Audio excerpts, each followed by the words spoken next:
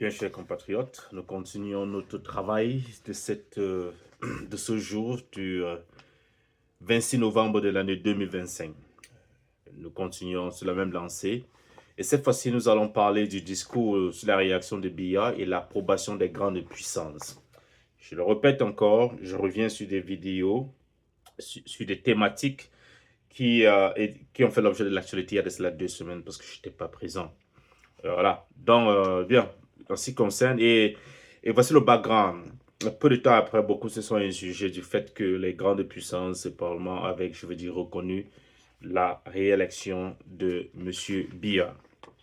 Et voilà, je voulais faire un commentaire là-dessus parce que ça allait un peu dans tous les sens. Bon, on va commencer d'abord par ma propre petite prose, comme j'aime bien dire, petite projet philosophique. Le Cameroun est aujourd'hui comme une fleur qui tente de s'ouvrir hors saison. Le peuple entend la mélodie de la flûte, celle de la liberté, celle de la dignité. Il ne peut plus se contenir, même si le ciel tonne et que la pluie tombe, même si les puissances étrangères agitent leurs bannières cachées dans les airs. Notre cœur, oui, notre cœur Cameroun, lui, bat au rythme du monde qui veut naître. Mon cœur meurt, bien qu'il vive, dit le poète Kabir. Ça, c'est notre condition. Nous sommes vivants, mais étouffés. Pourtant, l'homme est un arc-en-ciel. Il n'est pas encore, mais il peut être. Le Cameroun peut être. Il est une promesse, il est une potentialité. Et c'est cette promesse que nous devons protéger, même si les grandes puissances préfèrent soutenir ce qui sert leur intérêt plutôt que de ce qui élève notre peuple. Ce n'est pas...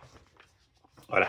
Voilà tout le petit avis. Maintenant, on peut passer au discours que j'ai intitulé par rapport à cette thématique, quand les puissances s'agenouillent devant l'inacceptable.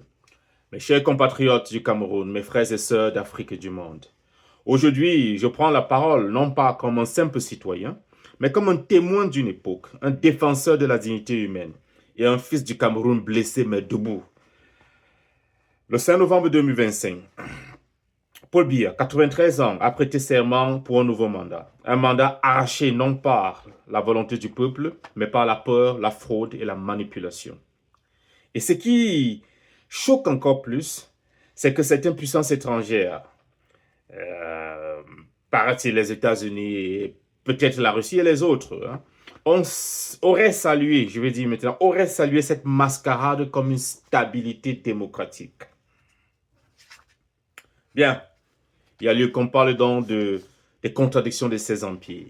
Comment peut-on à Washington parler de liberté, de droits de l'homme, de démocratie, et dans le même souffle féliciter un régime qui bâillonne ses opposants, militarise ses régions et se sacralise le pouvoir personnel? Comment peut-on à Moscou dénoncer l'hypocrisie occidentale tout en soutenant un pouvoir qui écrase son peuple depuis 40 ans? Ce n'est pas de la diplomatie, c'est du cynisme géopolitique. Et ce cynisme, ce sont les peuples qui en paient le prix. Je vous laisse dire ici que notre vision, c'est la souveraineté populaire, mais pas la souveraineté géostratégique.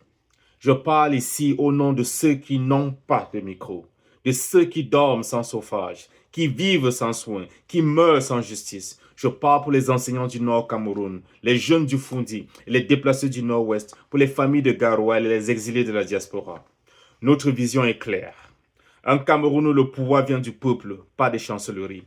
Un Cameroun où l'âge n'est pas un droit divin à gouverner, mais un appel à transmettre. Oh, un appel à transmettre. Oh, un appel à transmettre. Quel manque de sagesse. Un Cameroun où l'on ne remet pas son mandat à Dieu pour fuir les redditions des comptes. Et je vous en prie, que personne n'utilise la foi comme un alibi. Comme le disait, encore je le répète, le maître, Dieu n'est pas la garantie. Dieu est la garantie du bien, pas des gouvernements. God is the guarantee of goodness, not a government. Dieu n'est pas le parent des tyrans. Il est le refuge des opprimés. Et dans la Bible, Dieu dit, j'ai entendu le cri de mon peuple. Ce cri, c'est le nôtre.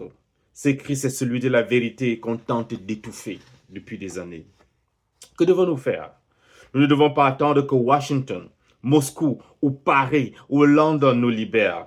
Nous devons nous libérer par nous-mêmes, par la parole, par la solidarité, par la désobéissance civile, par l'éducation populaire et par la mémoire.